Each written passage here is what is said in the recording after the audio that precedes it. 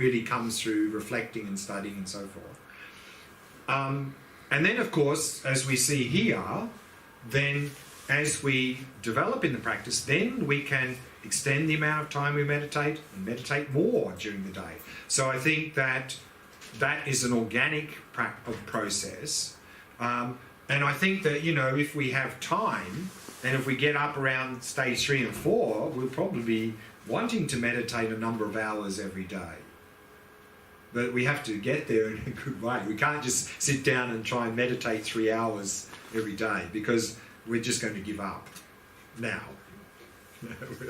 We won't be able to do that.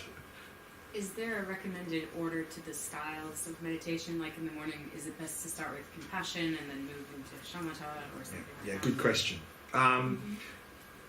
As I've mentioned, there are sort of 3 core areas. Shamatha, and then on that basis, the wisdom, compassion. I mean, there are others as well, of course, but they're the sort of 3 core areas.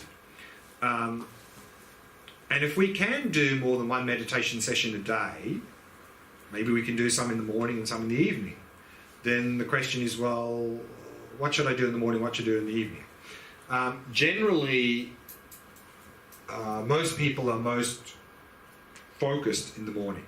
So generally it's recommended then, if you have opportunity to do a couple of sessions or a couple of times a day, in the morning to start with Shamatha practice. Because that's usually when we're most fresh and most focused. Myself personally, based on experiences in retreat, I'm not very focused in the morning. I'm more focused late afternoon, early evening.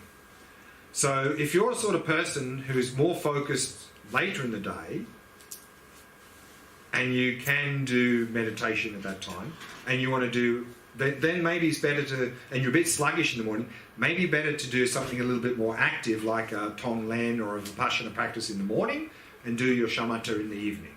So they can be flexible. But for most people, probably Shamatha in the morning is good, and then, because most people are a little bit tired in the evening, and then if you do Shamatha in the evening, you sort of, whereas if you're doing more active in the evening, compassion and Vipassana, that could be better. So, but you can adjust. Let's say you've got an hour in the morning, if you want to split. And if you've got an hour in the morning, again, it's probably good, certainly as a beginner, to split that into either 2:30 or 3 20-minute sessions. And then you can do Shamatha, or you can do 2 Shamatha and then 1 compassion, so it doesn't really matter. No, but I mean, if you're doing, I think, a couple of those in one session, it would be best to start with Shamatha, because that's the basis for the other 2. So I wouldn't start with like, unless you're sort of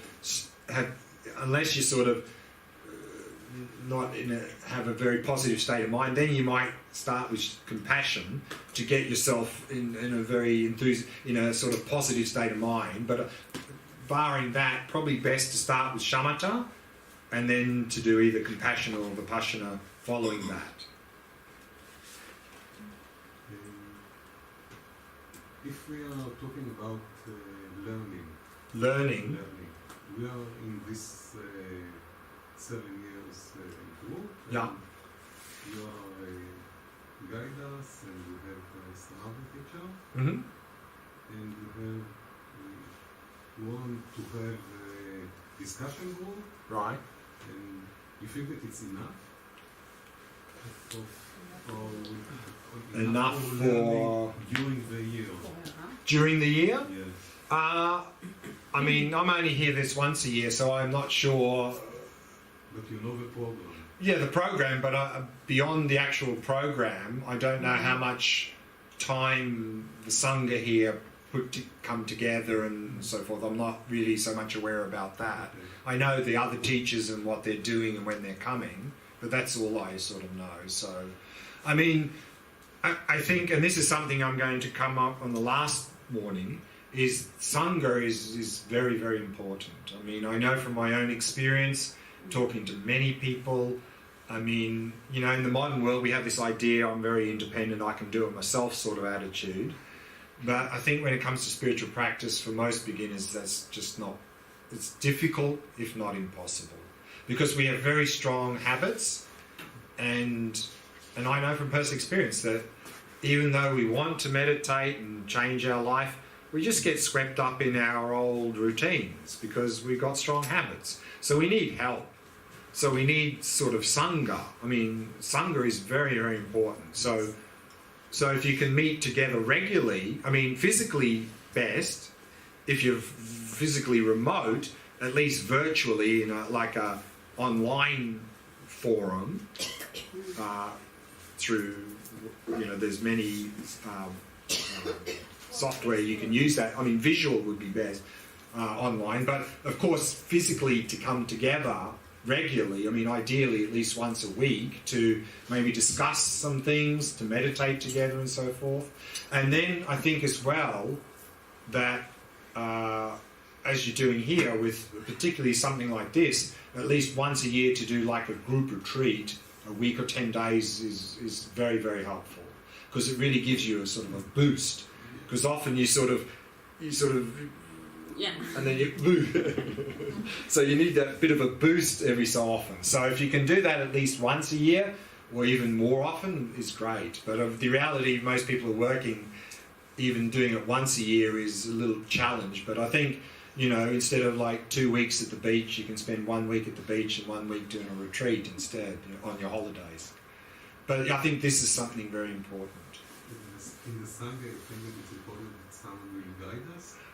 In the Sangha, my experience of talking to people who have a Sangha, two things are important. Well, there are many things important, but two particularly. One is there needs to be structure. If it's like a random, let's get together once a week sort of thing, because there's no structure, there's no sort of where are we going sort of thing. It's just like, let's chat a bit and meditate a bit. And then usually that fizzles very quickly because there's no structure to it. I mean, here, of course, we have sort of a structure to the program, so there's a bit of a structure there. So that's one thing. And I think, secondly, the other thing that I see that also tends to be very important, you need someone driving that, like a moderator. I mean, they don't have to be the person who knows the most, but it's the person who's driving the... Organized, you mean? Yeah, the one who's sort of getting people together and let's do it. And they don't have to be the one who knows the most Dharma stuff, but there has to be someone who's sort of driving it. If there's no one driving it, then again it's like sort of tends to fizzle. So they're the two things that I see that Sanghas who come together often fall apart for one of two of those reasons. There's no structure, and then people just lose interest, or there's no one driving it, and then it sort of just fizzles because no one's sort of, driving the process. So these two things, I think, are very important. And also you mentioned a lot of times the teacher. Yeah. That is sure. So to guide it. Sure. And of course, I mean, ideally, the teacher, of course, to have like a personal teacher is not so easy to find, but at least here. Maybe in Dharamsala. Well, even in Dharamsala, there's not like teachers wandering around everywhere in Dharamsala, even there. But I think that the fact that there's a number of different teachers coming here during the year is already. In fact, I think that the teachers like Ling Rinpoches and so forth that are coming here, it's quite amazing. There's not that many countries that have teachers like that coming here. But I think it's different. I think I need it. Sure. Everybody needs a teacher. Sure, exactly.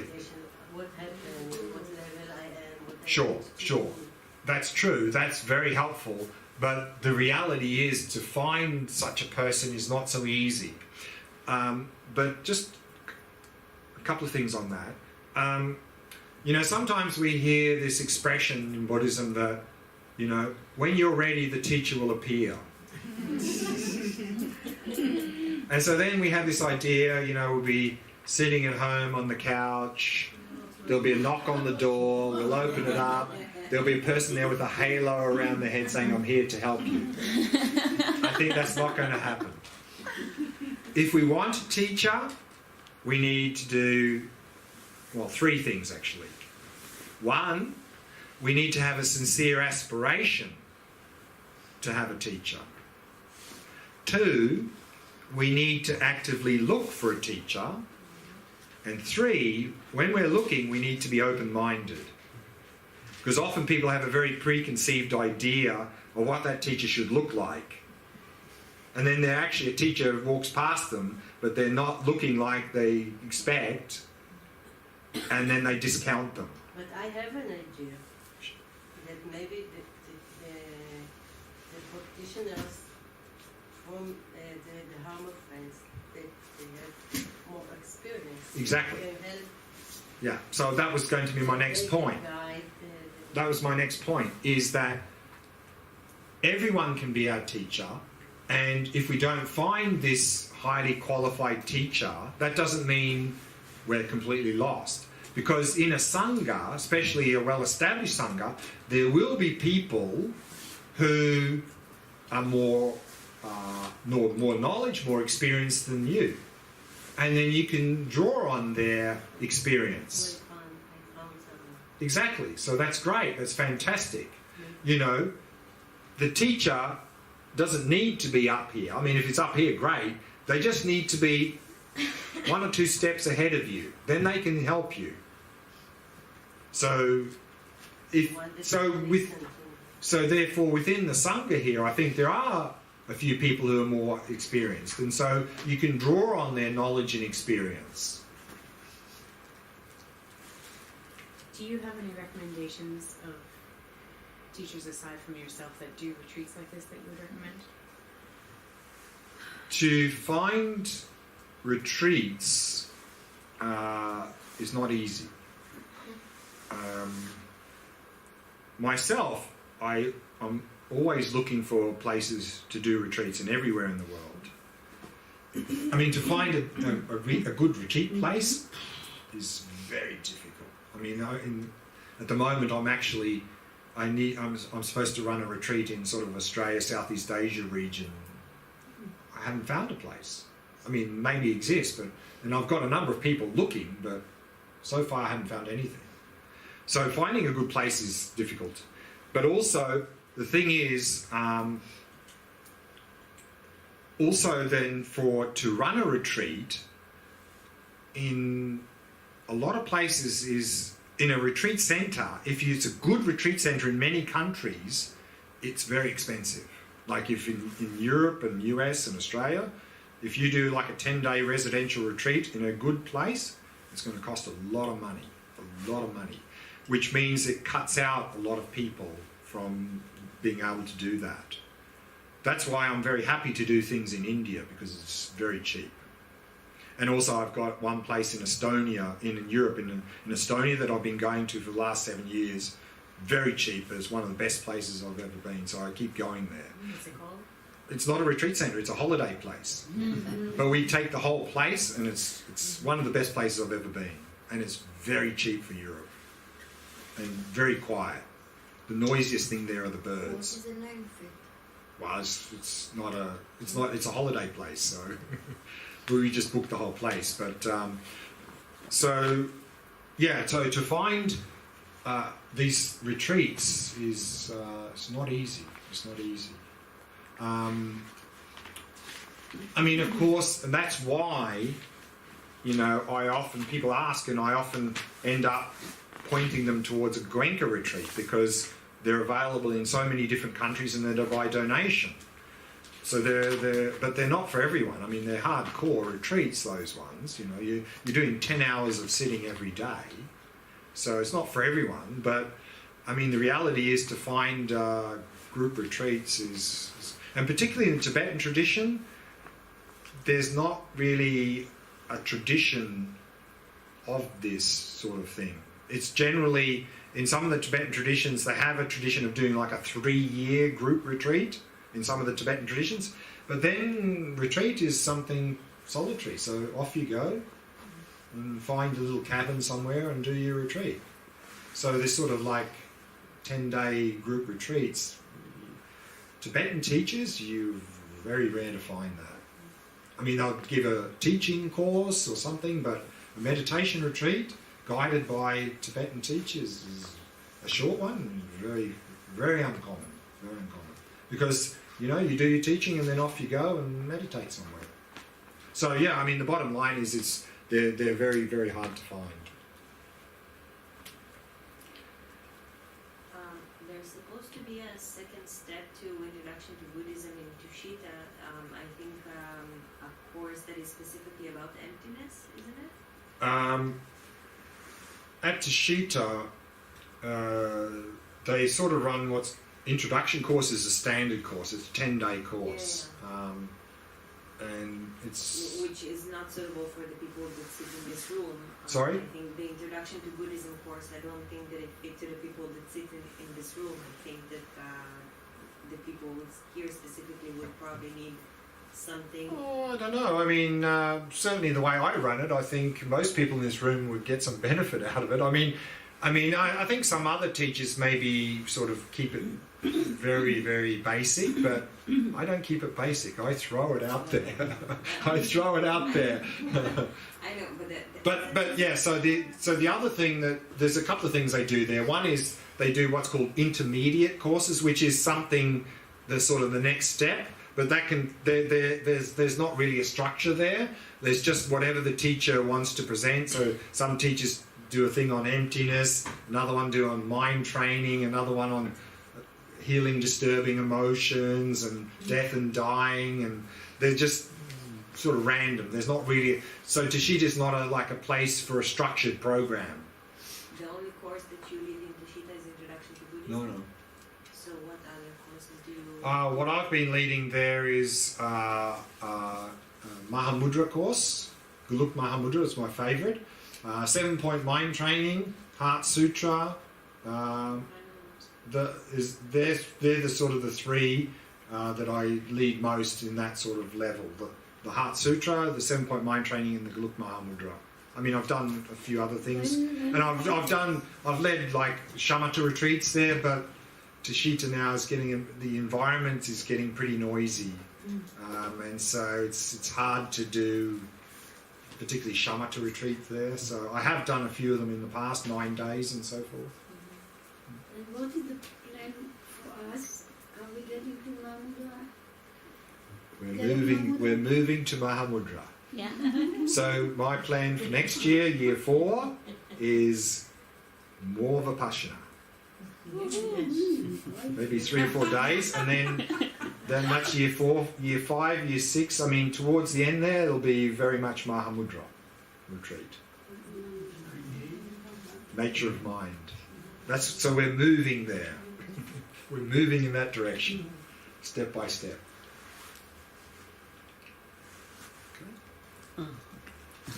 About why the fire is back at the end. Oh, yeah. So remember, the fire is effort. So now we need to put effort to investigate the nature of reality. Yeah? That's why the fire's back, the flame's back. In fact, I think it says that in the number... Oh, no, it doesn't. It just says seek. It just says seek the correct view of emptiness. So, yeah, of course, we need to put effort to investigate now. Okay, let's leave it there. We'll finish with the Shavasana meditation.